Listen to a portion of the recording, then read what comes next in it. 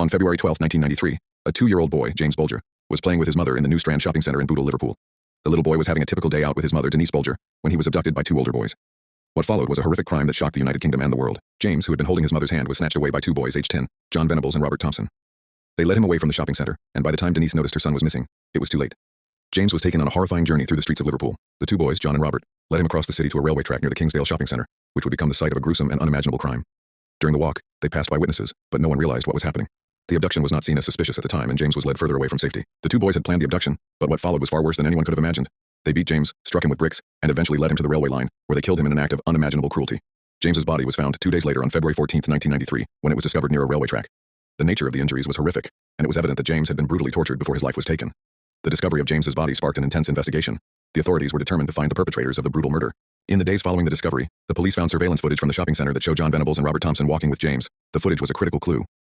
At first, the 2 boys denied any involvement in the crime. However, after further questioning, they admitted to the abduction. They claimed that they had taken James for a walk, but their confession would reveal far more disturbing details. They had tortured and killed James, and they explained how they had thrown paint in his eyes and left him on the railway tracks. In November 1993, John Venables and Robert Thompson were put on trial for the murder of James Bulger. The case drew widespread attention because of the age of the perpetrators, just 10 years old. It was almost unimaginable that children so young could commit such a heinous act. During the trial, it was revealed that both boys had planned the abduction for some time. They had chosen James as a target simply because he was alone and vulnerable. They had been watching other children, and when they spotted James, they saw an opportunity to act. The trial was a media sensation, and the public struggled to comprehend how 2 children could commit such a brutal crime. The defense argued that the boys were too young to understand the full consequences of their actions, but the prosecution made the case that they had shown a clear intent to harm James. In November 1993, John Venables and Robert Thompson were found guilty of the murder of James Bulger.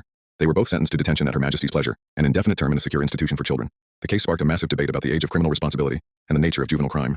Many felt that the boys were too young to be tried as adults, while others believed that the severity of the crime demanded serious punishment. Despite their young age, the crime was so shocking that it led to calls for stricter laws surrounding the punishment of juvenile offenders. In 2001, after serving just 8 years of their sentence, both John Venables and Robert Thompson were released from detention. Their identities were kept secret, and they were granted new identities to protect them from the intense media scrutiny and public backlash. This decision was controversial, with many feeling that the boys had not served enough time for the horrific crime they had committed.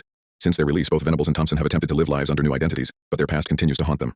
In 2010, John Venables was arrested again for possessing indecent images of children. He was sent back to prison and later served a short prison sentence. This renewed the controversy surrounding the case, with many asking whether someone who had committed such a horrific crime as a child could ever truly be rehabilitated. Venables was released again in 2013, but the details of his life after prison are shrouded in secrecy. The authorities are keen to prevent him from becoming a target for vigilantes, and his identity remains a closely guarded secret. The murder of James Bulger shocked the world and left a lasting impact on the UK. The case sparked debates about the nature of childhood crime, the effectiveness of the juvenile justice system, and the potential for rehabilitation in young offenders. For Denise Bulger, James's mother, the pain of losing her son was unimaginable. She has become an outspoken advocate for justice and has worked to raise awareness of the lasting impact of childhood violence. John Venables and Robert Thompson were children when they committed their crime, but their actions on that fateful day left a scar that would never fade. The questions surrounding their rehabilitation and the possibility of them reoffending continue to be a subject of debate.